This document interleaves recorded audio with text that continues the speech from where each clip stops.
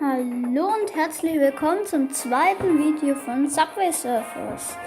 Heute will ich mich mehr so auf die Mission konzentrieren, Missions.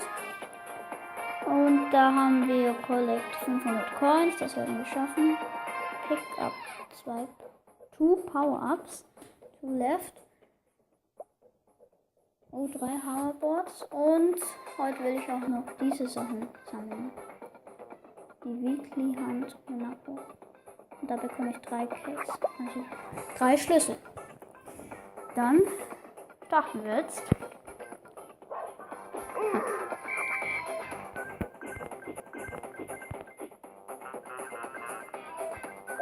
Und ich hoffe, heute kann ich meinen Top-Run schlagen.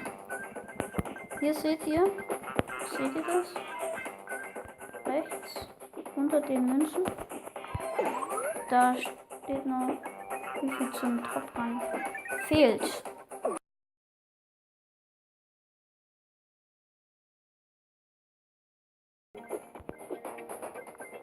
Ich hoffe, heute schaffe ich mehr. Oh, das sind wieder die Formel 1 Autos. Cool.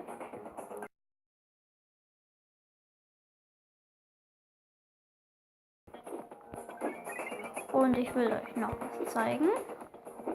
Wenn ihr pausieren wollt, dann tippt ihr oben links auf das Pausezeichen. Ich mache jetzt mal, wenn ich freie Bahn habe, hier, dann kommt noch die Musik und dann seht ihr auch die Missionen.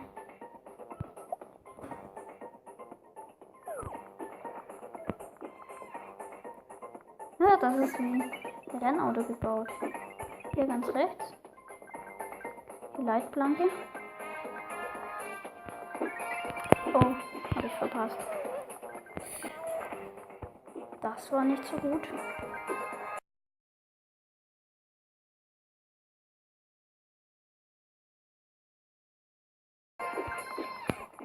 Und die Rakete voll entspannt.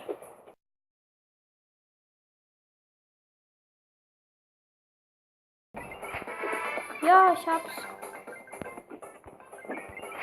Okay, dann schaue ich mal. Collect 200 Coins in one run. Jump 20 times. Und pick up 2 Super Snakers. Okay. Also ich glaube, ich teile es jetzt in 2. Also bis zum nächsten Video. Schaut euch das auf jeden Fall bis zum Schluss an.